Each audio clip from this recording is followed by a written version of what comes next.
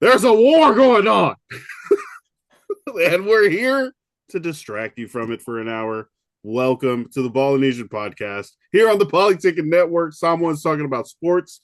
What are we going over today? Franchise tags, updates. Who was tagged? Who was not? Who's about to be released?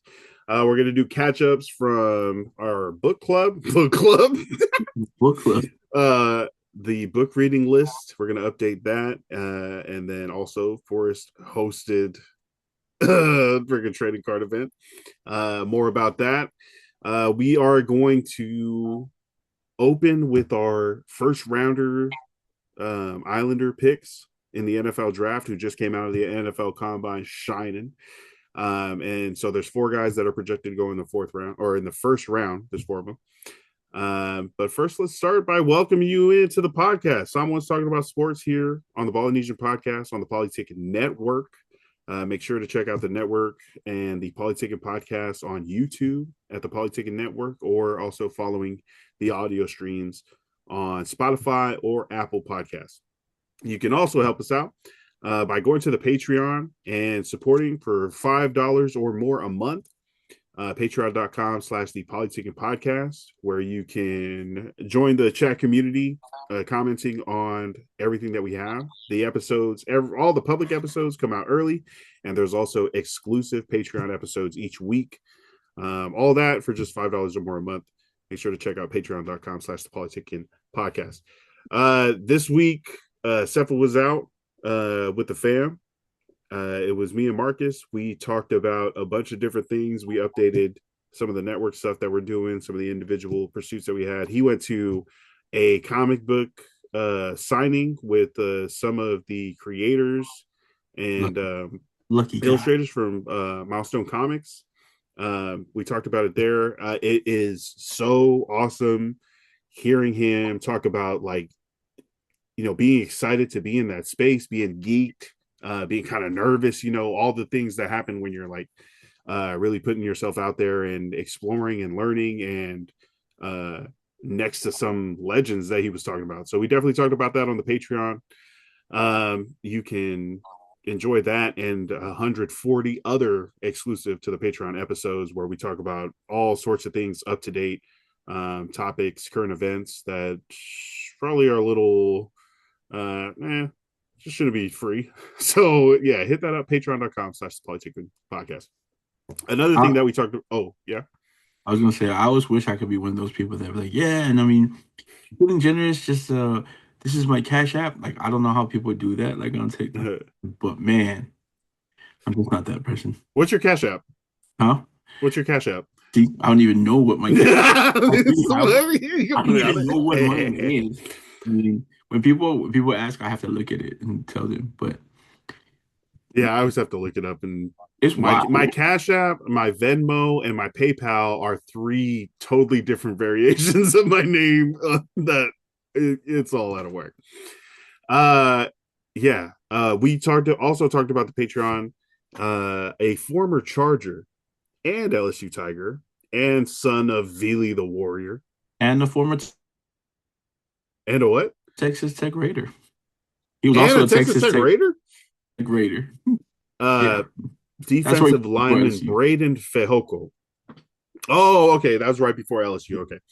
That LSU like haka that they did, where Braden was, I don't know if it was his senior day or like a really big game, but the whole Fehoko clan like showed up and was like the cow gates freaking getting all moved out of the way and everybody. That was definitely a hugely viral moment that the helped Braden kind of gain more eyes. Like people saw more about him, and then he got ended up getting onto the teams with the Chargers, and then the Pittsburgh Steelers.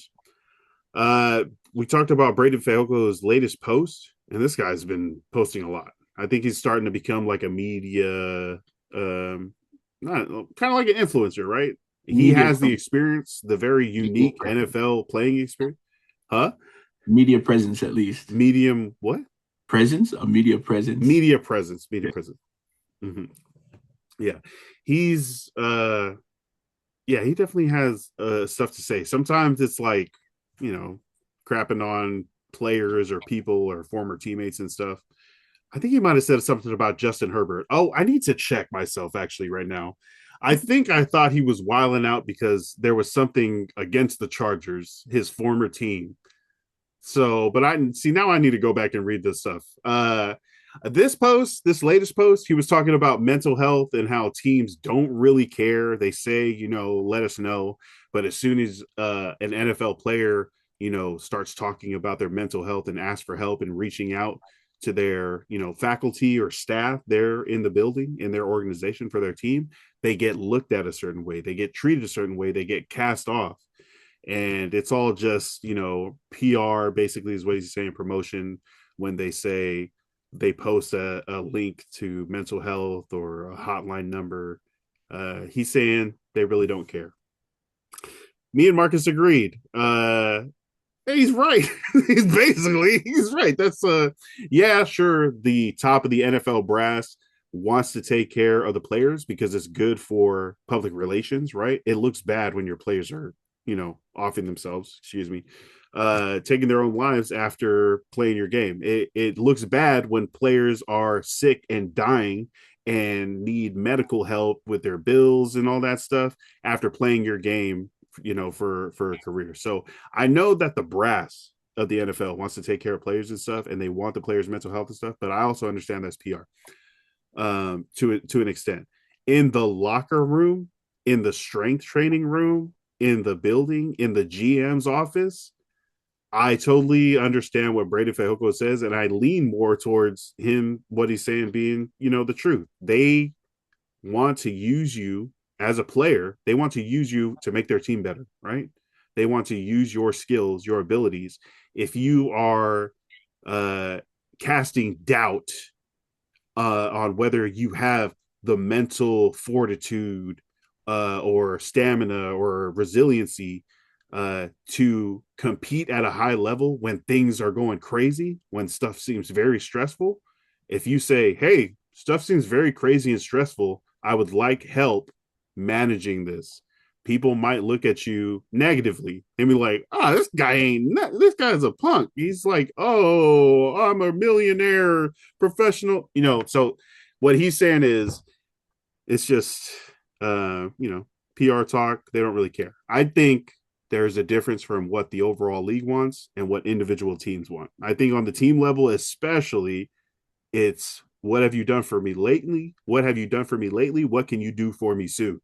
Right? Because Breiden Fehoko also mentioned that when his kid was born, his one of his coaches was on the phone with him soon after and reminded him to like come back to work. He was like, "Hey, don't forget your day job. Don't forget what your day job is. Yeah, this is cool that you had a kid," which blows my mind, and I understand how that could like enrage somebody and kind of start Breiden Fehoko's I'm gonna get out of football and start like blasting everybody like with my experience and knowledge of how things work behind the scenes, and start calling people out and grow my media presence and be like a voice and an influencer. Maybe that was his villain origin story, so to speak.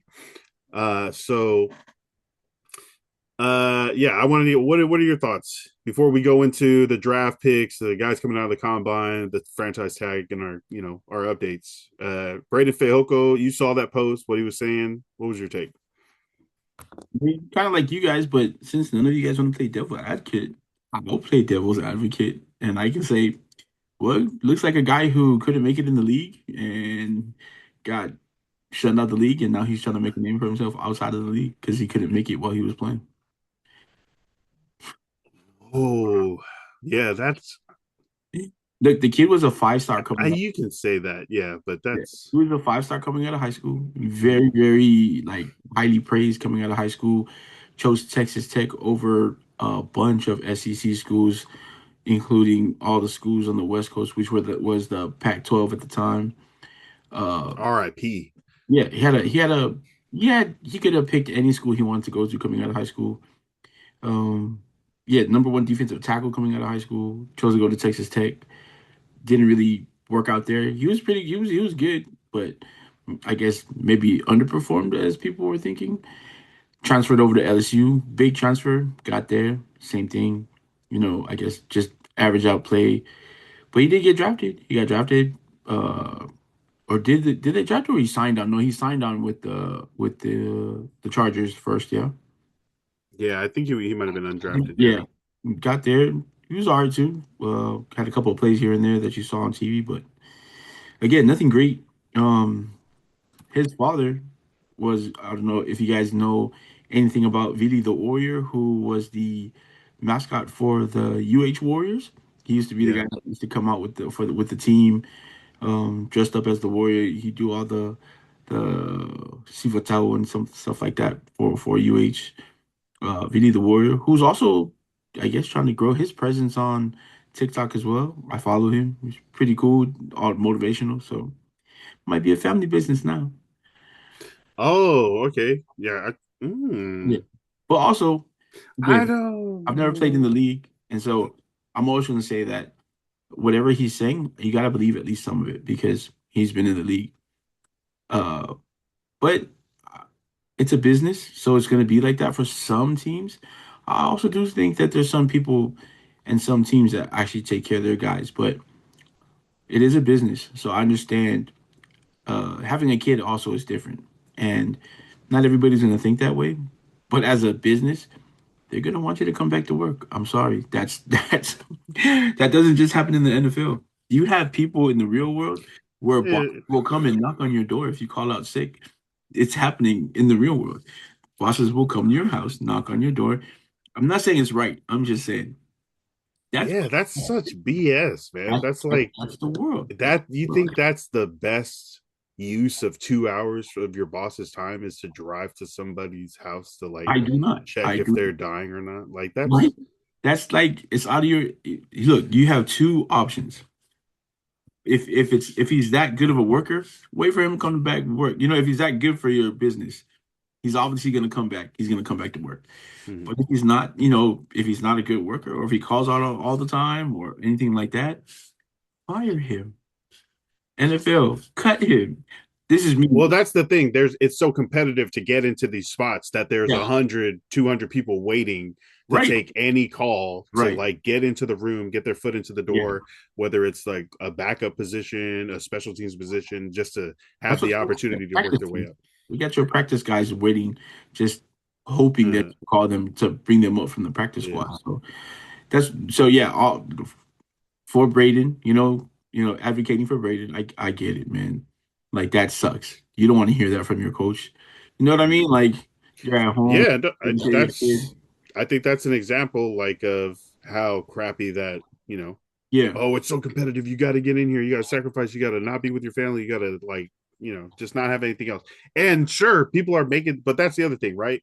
You are making the choice to do that for millions of yeah, dollars, right? So that you is got true. to, that's part of it that Yeah, comes with it. Hopefully you can get the time back, kind of, so to speak, later on when you're rich and retired. But that's I but mean also it's like it hurts, but also like it's not I surprising. want to I know. I understand want to know when America, they called him to capitalism. come back. You know what I mean? We hear from the team like he's saying that they called him right after he had the baby. You Mm-hmm. talk to the team, they could have been like, "Oh, well, we waited 4 weeks for him to come back, and he didn't come back, so we had to call him to come back." Well, yeah, maybe. All right, yeah, we talked about that also on the Patreon. So check out our thoughts, our extra thoughts on that, as well as a bunch of other stuff. Patreon.com Had slash he the been a Raider, Polytickin podcast. had he been a Raider, it would have been. But no, he was a Charger and a Steeler. So Your opinion on this matter would have changed if he was a former Raider. yeah, for sure. And we're all in. I believe. All right. Our main topic for today, we are highlighting the four Islander offensive linemen that are projected to be first round picks in this year's NFL draft, April 23rd to 25th. It's going to be on all the channels. ABC, ESPN has theirs. NBC, well, CBS has theirs. NFL Network has their, coverage. So I'm sure there's a bunch of YouTube specialists that have theirs. There will be no shortage of coverage. Um, these four names that we're going to be going over here, I also have their NFL draft profiles pulled up, and that has their NFL Combine scores. There's a couple articles. This one from Desert News, which is, I think, a Utah publication, saying Spencer Fano, Caleb Lomu stand out at the NFL Combine. So we have some of their stats and stuff, some of their drill numbers, and we'll just highlight these four that should be first round picks, or are being projected and rated as first round picks. Number one, off the top, from Miami, by way of Ely Ely, American Samoa, 6 foot 5.5, 329 pound offensive tackle, Francis Mauingoa. Uh, didn't even need to work out at the NFL Combine. He is projected as a top 10 pick in the first round, not only in the first round, but the first 10 picks. The NFL prospect grade is 6.48, which is will become a good starter within 2 years, is his projection. And Lance Zierlein, NFL analyst Lance Zierlein's NFL comparison uh, for Mauigoa is Taliese Fuama, who is, you know, 2 years on the Saints now, anchoring that right side and growing that rat's tail longer and longer. The power. It's like the Samson power in the rat tail. Let's see. Overview for Mauingoa, highly touted prospect, durable 3 year starter at right tackle, has a guard's broad build, but moves like a tackle in pass sets. Highly experienced, impressive football IQ that pops on tape, good contact balance, strong core, delivers firm fist contact, but excessive leaning diminishes. Not only his leverage and sustain as a run blocker, but also his ability to deal with spin counters when protected. All right, top 10 pick. What do you know about Francis Mauigoa? Do you think that's an accurate kind of rating and projection for him, or do you think it's too low or too high? No, perfect. Honestly, I think he might go within the top five. Wow, nice. Depending on where he goes. He's he excels again at run blocking, of course. He's super athletic, but you can tell that he's stronger than a lot of guys he's going to go up against. Um, and the reason why they're saying maybe he's going to take 2 years because he's projected to. He plays tackle. He plays right tackle, but I also think there's a lot of teams that want to move him to guard, and I think if he moves the guard, the shot Oh, will be easy for him, and I think he would still be good there. And so a lot of reporters asked him at the combine what he felt about teams that would want to move him to guard, and he probably gave the perfect answer. He said, "There's five positions on the line. Whatever position you're going to give me, that's the position I'm going to excel at. So it doesn't matter where you draft me, nice. wherever you want me to play on the line, that's where I'm going to be the best at." So, yeah, he's ready to go. Super talented, super talented. Of course, gigantic kid. He's always been at the top of lists ever since he came out of American Samoa, and him and his older brother Francisco, they transferred to IMG to play football. Big Mm-hmm. sacrifice for them and their family because they had to be away from their families while they were playing out in Florida. They traveled back home to visit family Francisco's senior year, got stuck there because COVID, and ended up playing. Francisco played his last year in Samoa, or his junior year in Samoa, and Francis they both played 1 year again in Samoa at Tafuna High School, winning a championship.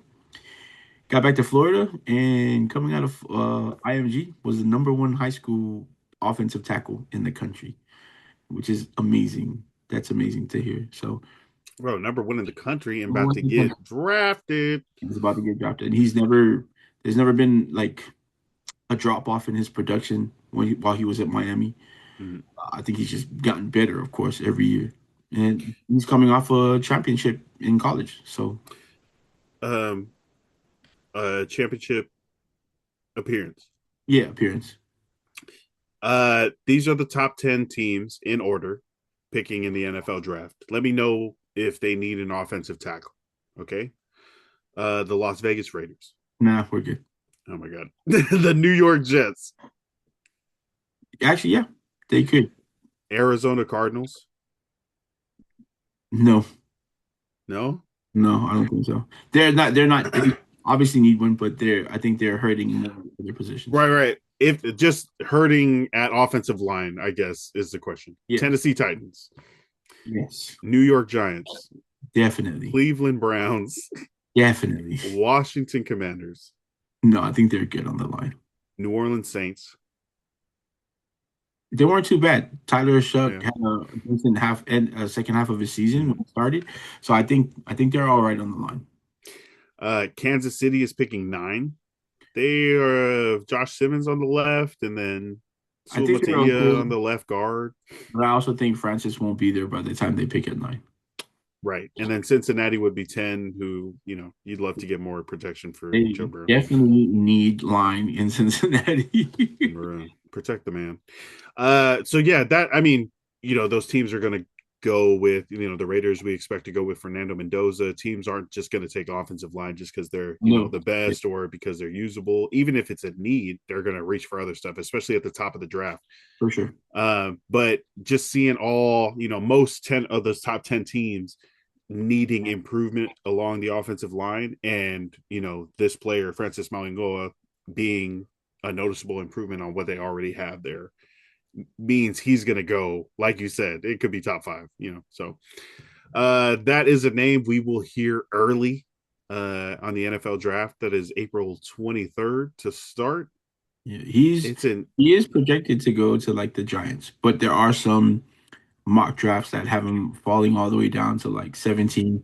There I've seen oh some that have him projected to the Chargers to play guard.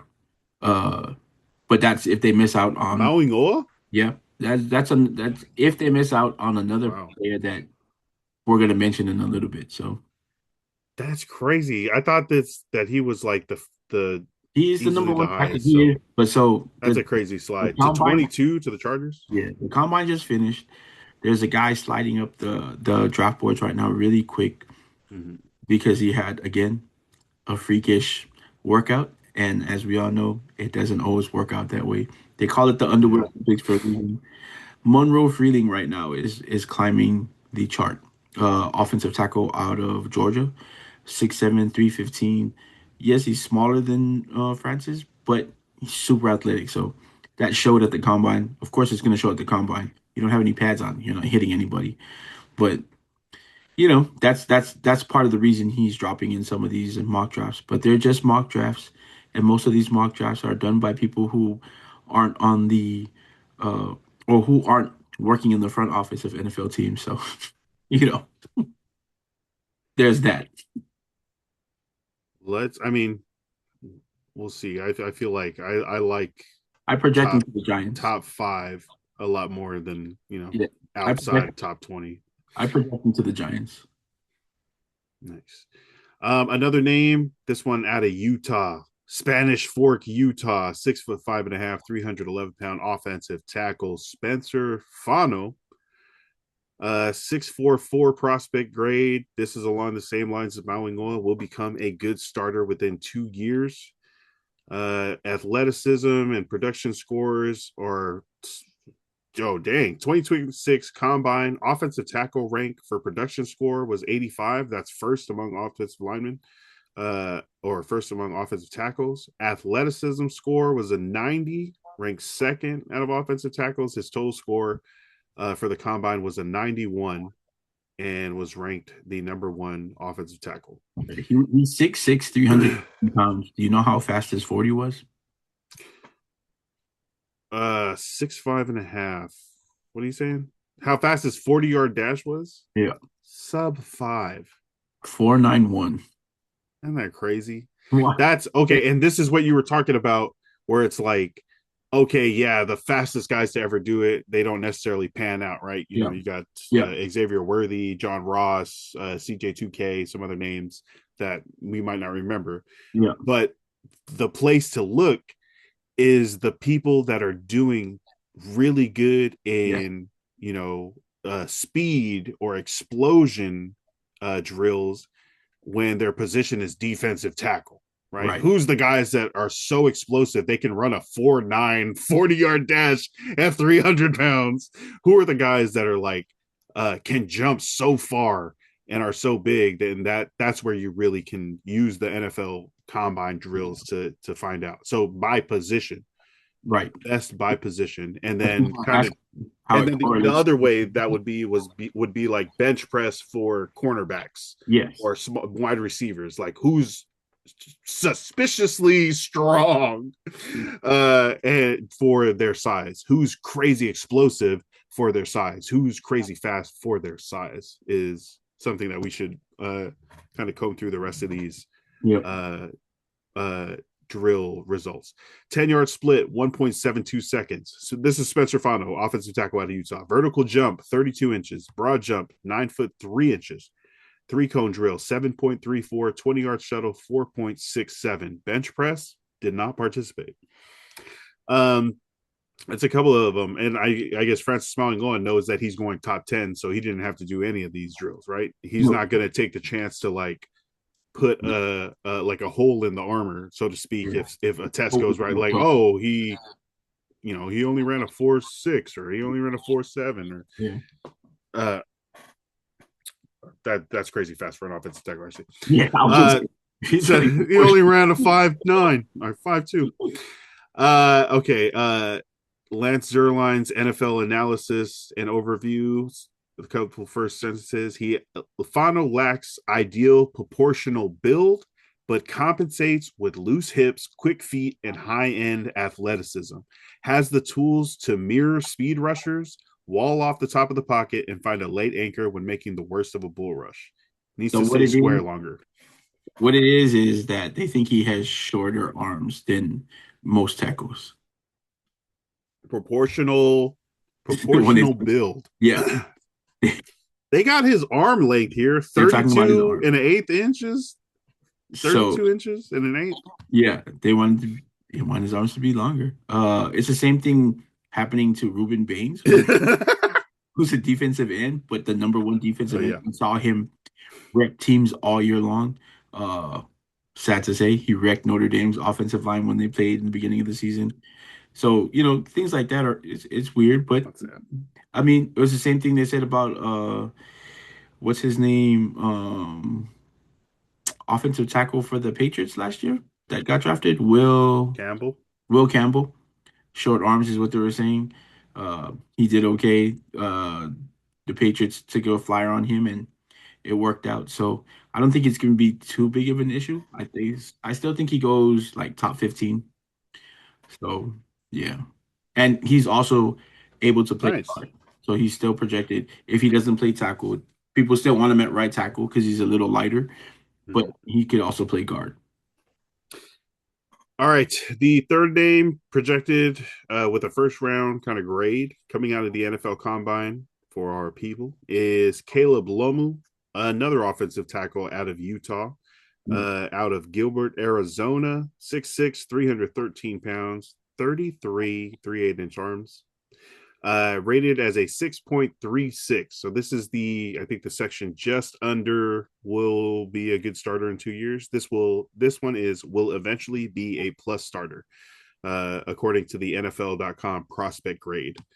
Those are, I can actually count those out. Those go from priority undrafted free agent for a 5.5, to a 6.5 being boomer bust potential, to a 7.5 being all pro, to a perfect score of 8. So it's out of 8 for those. Um, Caleb Lomu, his overview: 2 year starting left tackle who is still in the early stages of his development. Okay, potential. People are gonna, be able to shape that. Utah's run game leaned heavily on movement and misdirection, preventing Lomu from firing out and showing his power. Oh, okay. So potential that isn't even realized yet. And definitely he's one of the larger and uh, bigger guys here. His production score, third ranked offensive tackle, athleticism score, seventh ranked offensive tackle, 40-yard dash, 4.99, 10-yard split, 1.74, vertical jump, 32.5 inches, broad jump, 5 inches. Still a first round talent, just with that potential, About or potential. And that's what the draft is about. It's about potential because some of these guys, they're not going to play first year, but they're going to be sure, like they said, an all pro and maybe learning. for Caleb Lomu, a lot of teams. don't see his strength yet, like they just said, but they just don't think he's strong enough yet, and they know he can put more weight on and carry the weight better and get stronger. Not necessarily weight, but he can get stronger because they haven't seen the power yet. Like they haven't seen it on the field where at his size he should just be. But also they recognize that it's the system that Utah ran that might have held him back a little bit with that. So yeah, just the development. They just don't think he's as developed as the other Mm. two guys that we mentioned so far. But talent wise and potential, jumping off the charts. So that alone just keeps him in that first round conversation. Uh, man, that's what an opportunity to get drafted into the NFL and also to be a first round pick and have those kind of expectations, but also the belief, that's always good to know. A team taking you in the first round is probably like, hey, we fell in love with you, dog. We saw your tape. We think you fit perfectly. We've convinced ourselves you are the first round piece this year that we're gonna freaking build around or put into our team to help start launching things up like that. Um, I kind of vicariously feeling excited and nervous for these guys. There's still 2 months left, but damn, good on them. Yeah. All right, the fourth name that is expected to go in the first round, Olaivavenga Ioane, Hey, guard out good of Penn pronunciation. State. Oh man, I blacked out for a second. Yeah. I blacked out. Out of Graham, Washington. Yeah, if you guys remember, during the season, they had a viral video of a kid hopping over in the Like hallway. the stadium Yep. walkway. Yeah. He hopped over to help one of the equipment guys push this big, I guess, laundry basket up the hill.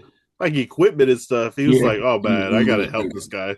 He had like everybody else walk past him, past the kid, so he hops over and pushes him. And I think, which is sad because he's just been killing it for the last 2 years at Penn State. But Nice. that kind of put him even more into the spotlight. So people were like, "Damn, who is this giant ass kid that we just seen help?" And so, I mean, that's not what made him shoot up in projections, but it's what got him recognized more around the country. He's the only reason he's projected lower than these guys because no one's going to use a top five pick on an offensive guard. So, uh, And you said some of those other guys might be able to slide guard and have that versatility, but they're expected to be offensive tackles, yeah, which is like the more like paid and yeah, premier position. So Venga being or Ioane being a inside lineman, interior lineman, that's less likely to go so high. yeah. So, Who do you think the highest drafted guard was, hmm. like of all time? Like there must have been somebody that was like, yeah, we'll take. Oh, like Quentin Nelson was probably like a top Okay. He was 10. top. He was top 20 at least, but that's not because he was great. He's great, but it's just because he went to Notre Dame. Oh my god. It always comes back to this. Let's see. Actually, I Uh, think the center, Nick Mangold, he yeah, might be pretty high. this thing is trying to tell me Graham Barton at 26 was the highest. Oh, hey, Okay. maybe. I don't know. That's 2024 though. There's no way. We'll look that up. We'll look that up.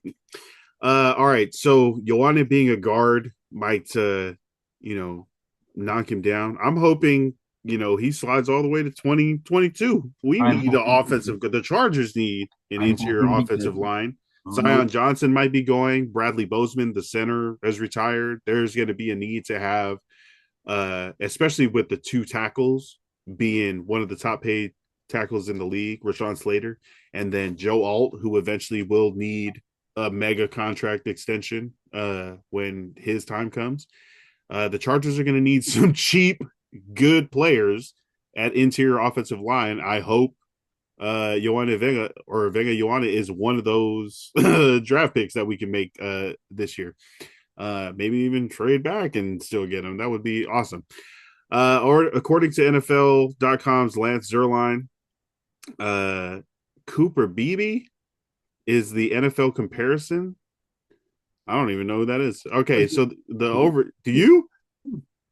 I was like, that's not who I think it is, right? Overview for Ioane, prototypical guard for physical run schemes with thick limbs, a broad frame, and plus core strength. Ioane plays with excellent contact balance and technique on both base blocks and double teams. He uses hips and hands for leverage and displacement when drive blocking. However, he lacks athleticism and foot quickness to operate effectively as a move blocker. He pass sets with good posture and a firm punch and can anchor against power. Um, damn, that's That's an offensive guard. yeah, that's an offensive guy. Well, the thing that stood out to me is the physical run schemes, right? And with the Chargers having Mike McDaniel, there's going to be, I think, an underrated emphasis on the run. Like people are like, "Oh, Tyreek Hill type Dolphins to a throw Mike McDaniel," and I think the core of it of what they want it to be is run, Yeah, but it's like misdirection run. It's not power run. It's like I think it's going to be more agile than physical maulers. So I think that kind of downgrades the likeliness that the Chargers will take Joanna if he's still there at 22. But regardless, I think he could fit in. I would like for him to learn to be a more agile or athletic guard with the Chargers. Hopefully that can happen. Um, yeah, I do remember that video. That went viral. Him hopping over and just like yeah. dutifully understanding that it's time to help this guy push this cart uphill, up back out of the tunnel. But it also kind of showed that's like how Islanders are taught, right? To be helpful, to be humble, to like Um, you're not too good. You're not too good to freaking help somebody push a car or push a cart or push a no, yeah, not at all, not at all. So I thought that was a really good representation for our people, and yeah, I'm biased. I'm hoping good things for him and all these guys. It's going to be exciting to watch them. Day one, day two in the NFL Combine. It's in Pittsburgh. The NFL Combine is in Pittsburgh. I know they've been doing the tours. They had in Nashville. I think Chicago, Detroit.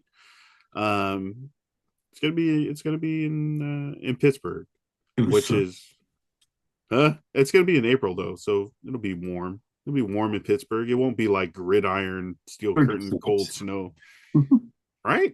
I don't know. People in Pittsburgh are like, it snows all year. Sorry. All right. Any of those guys you're super excited about or All four, actually, all four. nice? Man, growing up as a kid in Samoa, when you see stuff like that, even just the first time I ever seen Dan Samoa play football, and I was old enough to be like, damn, he's Samoan. Then Jesse Sapolo, of course, guys like Mark Tweeney, and yeah, man, just and then going to school when I was at UH, knowing that, and when Pisa Tino Samoa, because it was a big thing, because he got into a little trouble when he was in high school, but still a top linebacker. Colleges started dropping out, and Mm-hmm. then UH signed him, and it was like, oh damn, you know what I mean? Things like that from him to man's eye. And then I remember what grade was I? I forgot what grade was I, but I was starting collecting cards at the time, and I opened up a Tops 1990. Opened up a Tops, it was 1991. Opened up a Tops pack, and I pulled a junior out card in his USC uniform. And Nice.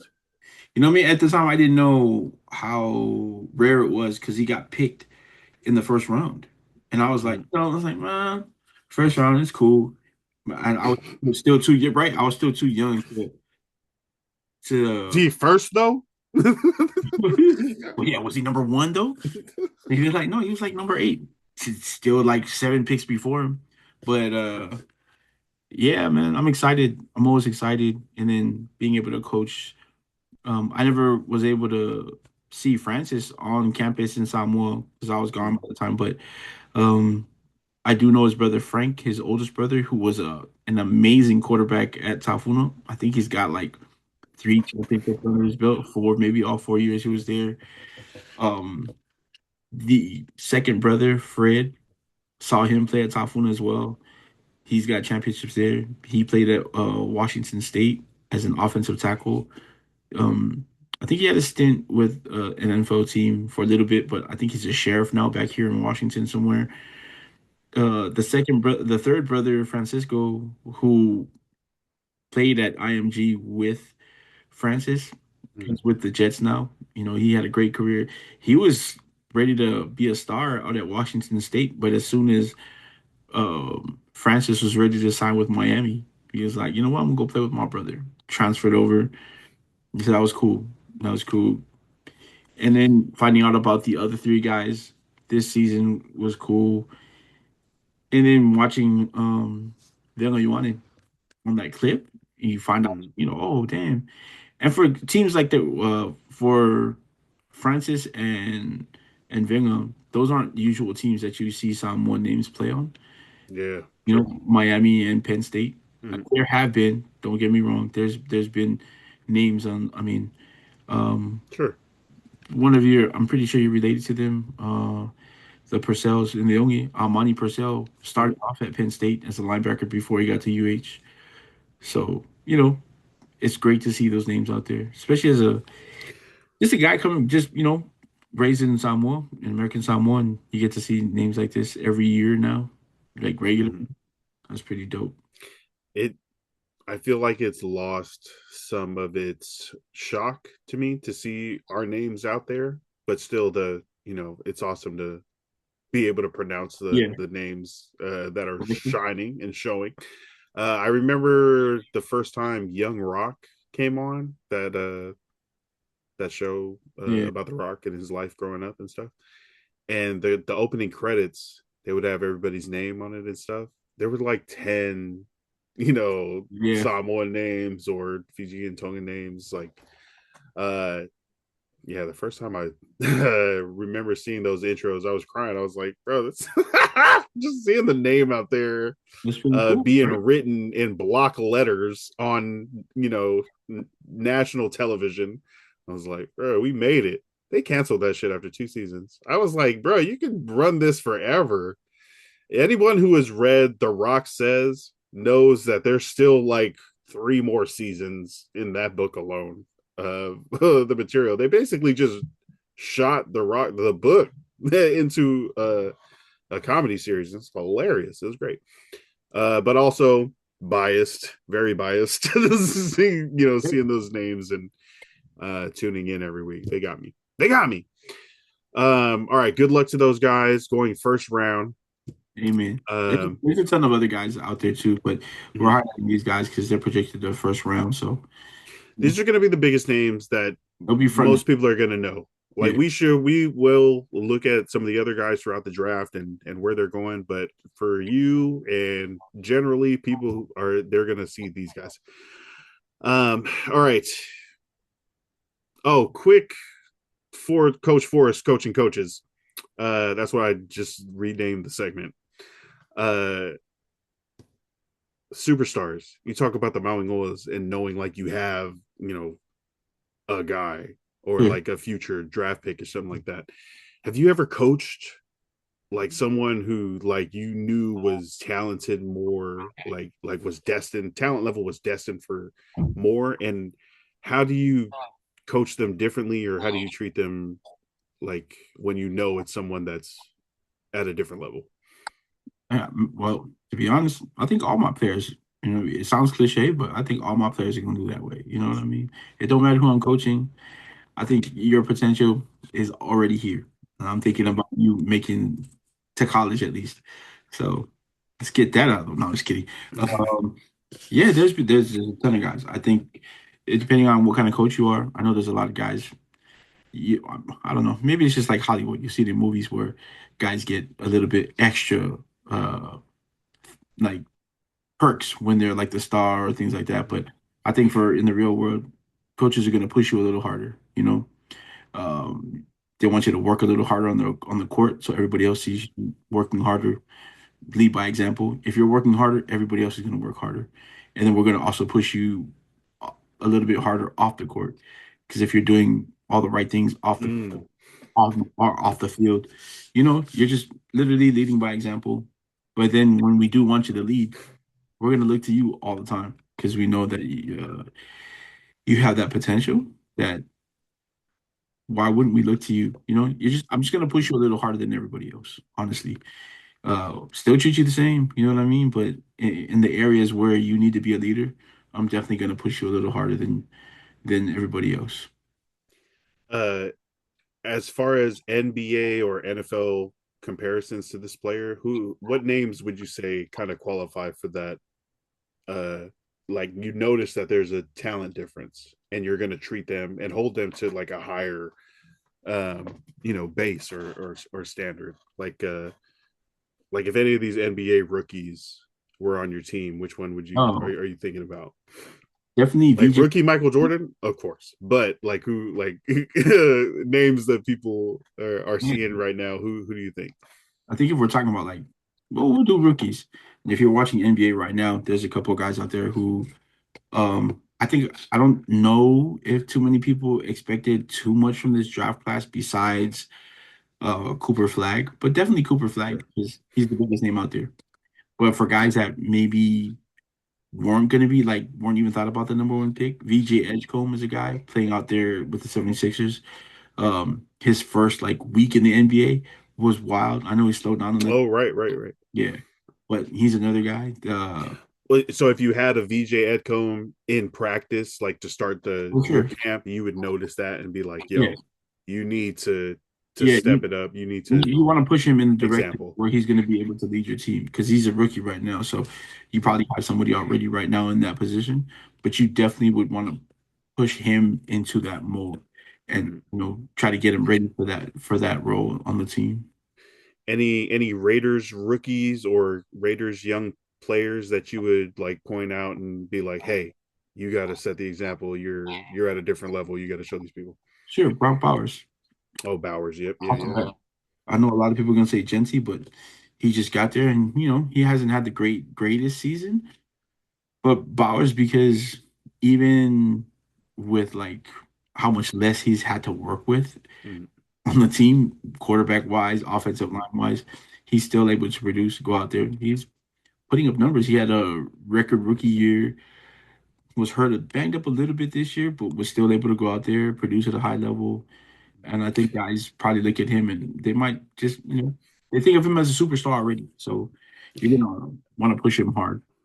How often would you say the superstar is like willing to lead by example, maybe even without your coaching, they're already naturally a leader? And then how many of the superstars might kind of be like Dwayne the Rock Johnson in high school and just like, I know I'm the best here. I'm just going to take some of my friends over to the side. We're going to run pretend drills, like take advantage of being the superstar to get out of stuff. Is Sure, I it think more hard workers or more entitled stars? you could say honestly, it might be just like 50-50. It all depends on What? it all depends on what program you're at, honestly, Sure. Okay. Yeah. how they're gonna treat you at the program. But I Damn, think 50-50 is still a lot. I don't want that many. Like, that's what I'm saying. It's tough. But I think also it depends on what you're gonna be a superstar at. So like for The Rock, yeah, he's a superstar now, but he wasn't gonna be a superstar on the field. We see that now, right? what? No, he was. He was going to the NFL. He broke his knee. He still wasn't starting. Achilles? Though. He wasn't going to be a star. Was Well, yeah, Warren Sapp came in and took his starting job. That was not going to be a star. sucked. But look, Warren Sapp should have been a tight end. The if world would have been different. if we're looking at a superstar like in that sport, then you won't have to push him because that's what superstars do. They're going to do the right. Uh, They're going to I do the feel right. like superstars are just what people like. Like some can be very hardworking, and that's part of the reason why they're at that level of superstardom. But then you have others that are like, I'm good. I'm so good that And this he's is just a just really my good player. life. And he's just a really good player. That's all he is. Yeah. Okay. Coach Force coaching coaches. Coach Force coaching. I'm gonna figure it out. We're We're gonna gonna coaching get from the Coach whole like Force. this is gonna get so much comments like, man, this food I can already feel. Yeah. No. We're gonna get a whole forum of coaches in the comments of Coach Forrest coaching coaches segment No, on this we're gonna show. get a whole forum of people telling me I don't know. um, yeah, see, another segment that we got. Let's keep a track of the segments. I'm so ready for this. All right. Uh, thank you for that. I appreciate the insight, the expertise, the experience, and knowledge that you're helping spread. All right, our second segment. We'll get this real quick before we get to our catch ups and shout outs. These are the tags, franchise tag time. The franchise tag deadline has passed, and only four NFL players were tagged. They're going to be getting the average of the top five salaries at their position for a 1 year extension of their contract, right? They have to stay with their team. They were an impending free agent, but they're so good that their team wants to keep them uh, at a high contract rate for 1 year. For at least yeah, for the year. Yeah, Sorry. for the year. And then I think if you get traded, it's like an extra couple first round picks to take someone's franchise tag player or transition tag player. And then also, this kind of extends the window for making a long term extension. So there are players who have signed the franchise tag and then, like a month later, actually scrap that.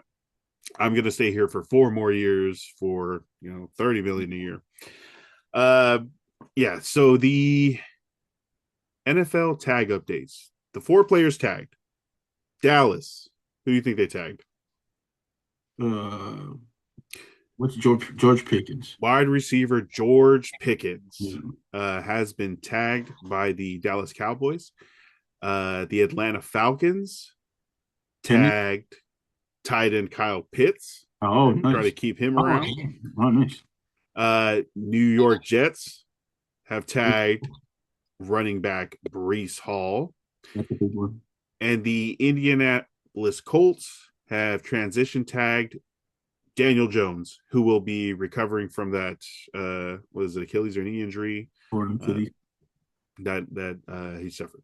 So those four guys: George Pickens for the Cowboys, Kyle Pitts for the Falcons, Brees Hall for the Jets, Daniel Jones for the Colts will be going back to those teams unless they figure out a long-term extension or some sort of trade, which is kind of expensive. Adam Schefter highlighted this in a post. These were the guys that were not tagged that are impending free agents from their teams, but their teams are basically letting them walk.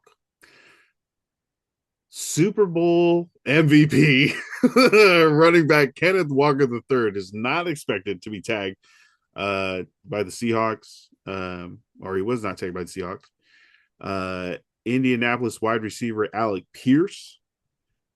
They Los are they are talking though. They're in contract talks right now. Franchise. I need to check this out. Am I wrong about this franchise tag deadline? Yeah, Okay, because so the deadline is 1 more week. yeah. Mm. The reason they gave for not tagging Alex Pierce is because they are in serious talks right now of an extension. The deadline for organization passed on Tuesday. Okay, so right, this was yesterday. So this is the final list. These are guys that are not getting tagged: Kenneth Walker, Alec Pierce, Chargers DN Odafe Owe, Jacksonville running back Travis Etienne, going to be a free agent. Baltimore center Tyler Linderbaum, Probably the biggest one. and Cincinnati defensive end Trey Hendrickson, who Oh, posted a goodbye message to Cincinnati. he's been on the way out since last year. Bro, he's been trying to tell them to re-up him or release him, and they haven't. And luckily, they didn't tag him and keep him around longer. They're cheap.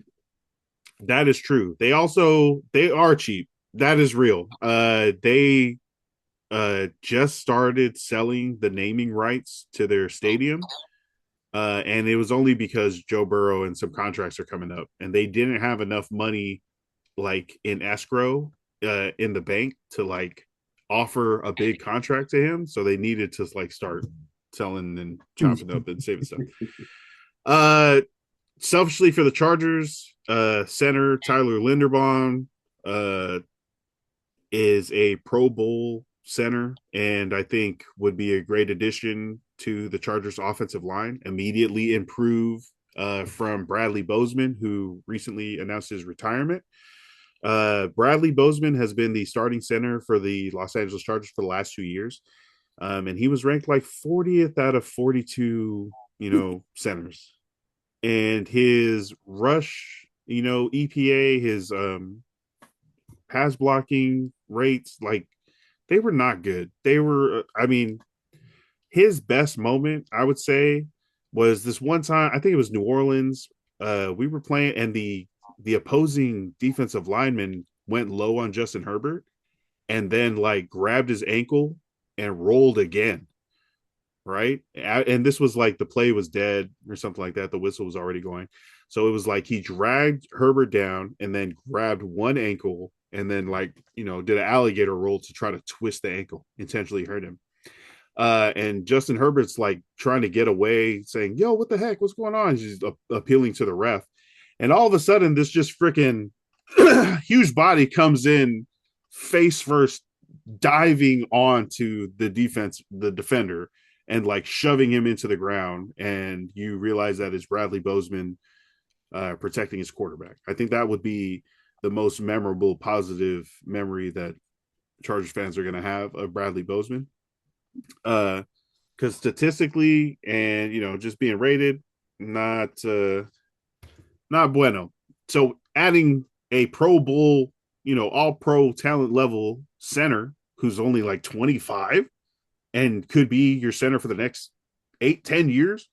um I would love for the Chargers to overspend here. I don't know if that's the MO necessarily of this GM, Joe Ortiz, who is like a drafter, and grow from there, re-sign your own guys, don't spend too much.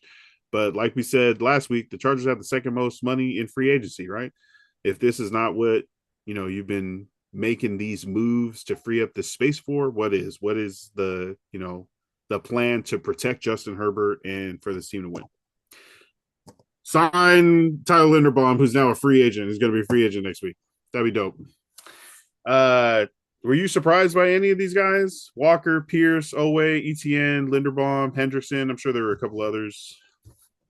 No, No. maybe Okay. Lindenbaum. Lindenbaum, that's about it. The Ravens offered him a big contract. They said it's in his court, and he was like, "No." Because he knows he's about to. There's several teams that are ready, Chargers included, the Raiders included, that I need Oh, damn. top tier center that are probably ready to offer him, and both the Chargers and Raiders are at the top of the list Yeah. of Oh, bidding cap space. war. And that's what he's hoping for. So that would be Oh, true, true, true, three true. teams right now guaranteed that would bid. So it'd be the Ravens, of course, the Chargers, and the Raiders, and then there's numerous teams who would be trying to gain the services of one said Lindenbaum. Yeah. Uh, some guys got a notice from their teams that they weren't being tagged and they were indeed being intended to be released. We talked about Tua Tagovailoa, who last week the Dolphins GM at the combine was talking about anything's on the table, with the concerning Tua. I think it's leaning. Have they announced that they're gonna cut him? Like Like, they're like a post June cut so that they don't have to do the full 99 million in one go. I think it was. not him Um, yet. but it's leaning towards Tua's being released. Today, it was also announced that Kyler Murray has been informed that the Cardinals intend to release him. So Kyler Murray and Tua Tagovailoa, switch. You go here, you go here. Still warm weather climates, still short, still slightly mobile, still aging veteran, Mm. still could be the manager. Kyler Murray goes to open air, wet Florida. Tua Tagovailoa moves to the desert where it's hot, but dry, and I think that would, you know, or maybe they could both just stay. Both can just stay where they are. If you need logs and you need logs, maybe you guys could just.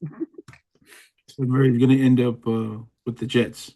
That's where he's going. Murray to the Jets. Murray to the Jets. I'm calling it Yeah, here. I Yeah. like it. All right. Yeah, that is the updates from 2026 franchise tag deadline passing. Hopefully whatever team you got going on gets who they are. We got free agency coming up very shortly here at the beginning of the league new year. 2026 NFL New Year. Let's see, and that is going to never mind. All right, let's catch up real quick. For the books, I got a new book. I went to the library. Shout out to the library. Shout out Washington County Community, whatever they're called, Cooperative Library Services. Tropic of Football by Rob Ruck. The introduction starts at Troy Polamalu's camp at Veterans Memorial Stadium in 2013, where they also had Fiji do a concert there. Ryan Clark's mentioned, just Sapolu, a bunch of other people that were at the camp, Troy, his family. So I'm going to start reading the rest of this. I've already had a couple of other books. I talked to Marcus on the Patreon, um, last Patreon episode, about the book list that I'm trying to do. And just, I feel like now we're just reading as much as we can, and then writing, figuring out what to talk about these books, exactly what they explain, and explaining that, what information is pertinent, what information is entertaining or even matters. But I think I'm going to take like a month or two to read, um, and read, write about it, record it, and then stock up some clips, and then maybe like in April, May, uh, start putting those out consistently, so it's a little easier. But we talked with Marcus last night in the meeting, all together. Um, we're trying to make those clips and just post something up consistently daily. But I think batching and taking an episode and just cutting it up into the 12 conversations that we're having, maybe not full long conversations, but something short would be easier to do. And then we have already talked about processes where I'm trying to improve the video quality and time for it. So but yeah, for the books, um add another book. I talked about Blaine, Godly Ambition, Tropic of Football. I've got Tatao, which was yeah, Josh mentioned getting that book. I Oh got yeah. that off of like a recommendation, and I there's hella pictures and stuff about it, and I've scrolled through it, but I haven't like sat down and read it, and that's like a whole nother thing that is very interesting. But basically, we're not reading enough. I'm going to contentinize reading. I don't know. Damn, Uh, you're so disrespectful. You didn't even mention the book that I gave you. God. I haven't. I'm kidding. I'm kidding. I'm kidding. I'm kidding. I'm kidding. No, that's another thing. I want to make a post about the books that are kind of on the list, on the to be read list. Fire. And then maybe like take pictures of the covers and add those and make it a post and get people talking. Um, yeah, so doing that. You got to host a trading card convention? Wait, break It's, it the, down. What exactly is it? Where did it happen? What'd you do? it's regular stuff. It's what I do. Not You know regular what I mean? stuff. No, you were I the do stuff host. like this. No, so they had I work at Best Buy and we do a lot of events for things that are coming out. Pokemon has a new game coming out called Pokotopia. So what also last week Friday was the 30th anniversary for Pokemon. It's been 30 years since they started. The store and Pokemon and Nintendo all got together, decided to have an event. It was a trading card event in the store to promote the game and promote the 30th anniversary of Pokemon. So we set up a table. They had givvies for the kids, which was a Pikachu hat or like a visor, paper one you could fold. Hey, Yeah, it was pretty cool. They had a poster of the new game.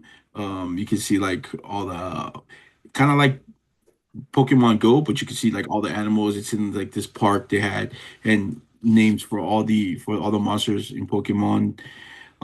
They had a sticker page. They had another little sticker for it, and then they had three packs, fun packs where they were called with three cards in them. Nothing special in the cards because they wanted all the kids to learn how to trade.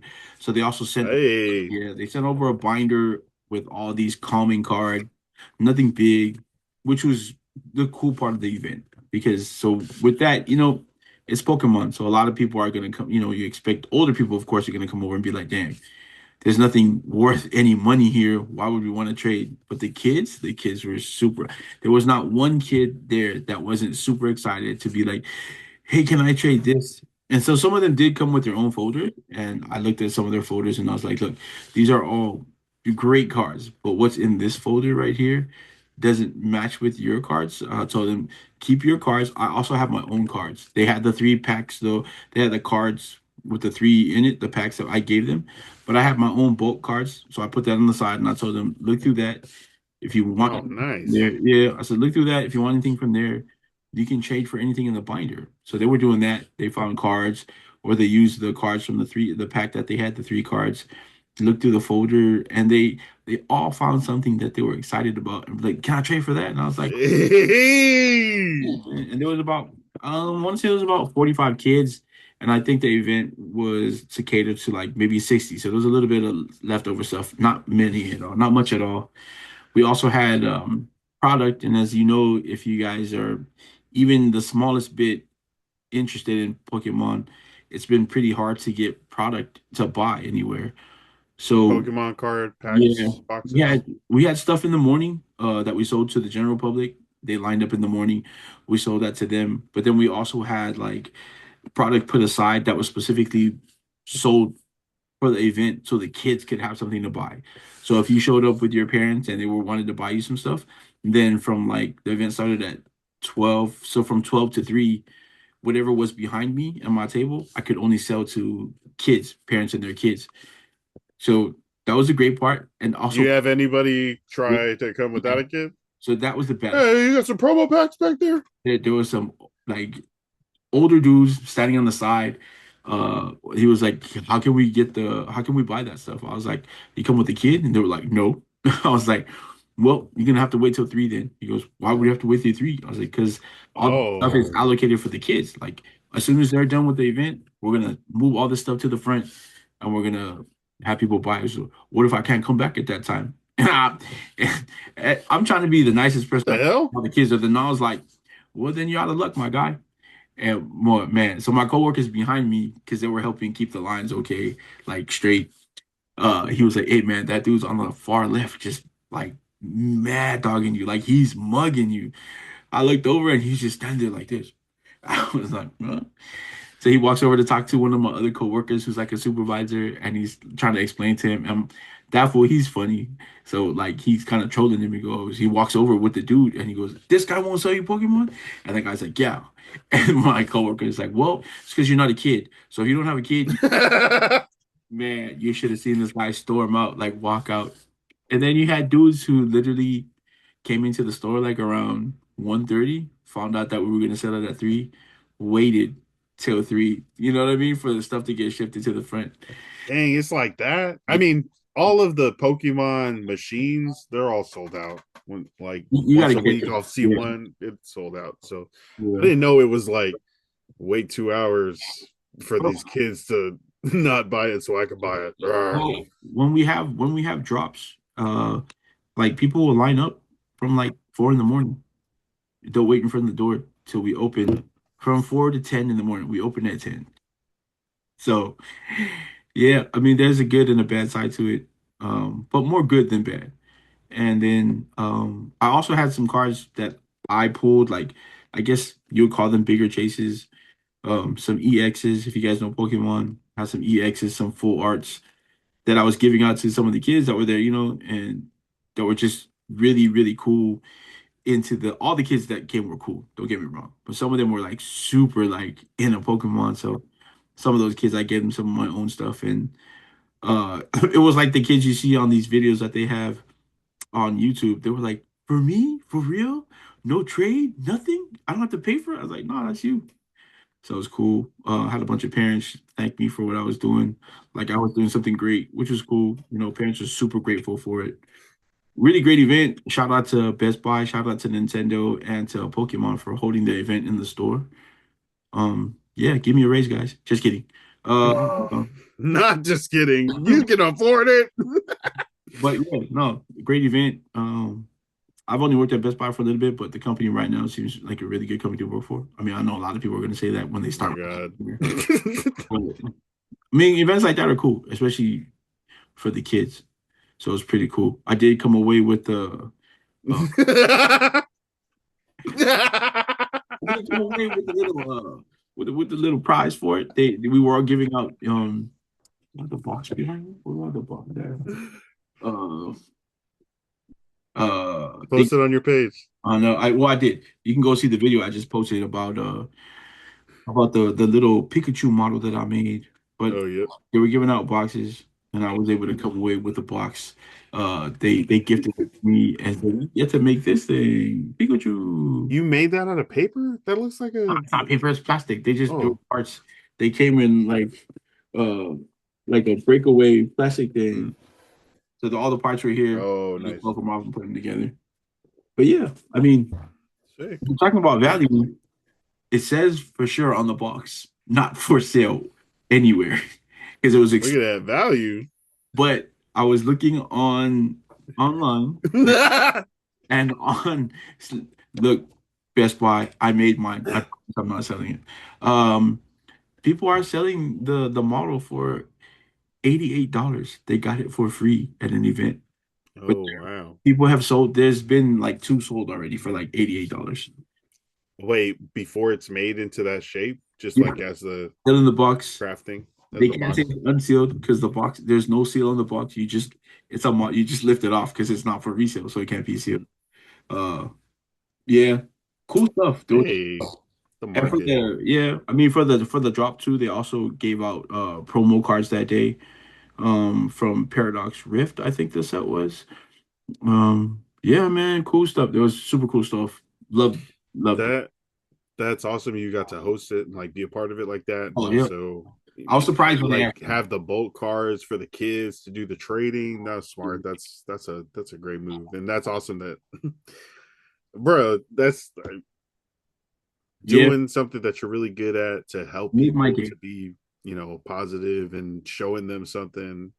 That's that's the move right there. Love Yeah, it. Love to hear about it. appreciate. And yeah, excited to excuse me, catch up more next week. We're gonna be doing our project catch ups, little stuff towards the end of the episodes. A little bit of revision, but yeah, appreciate everybody taking the time to tap in with us as we do this week's episode.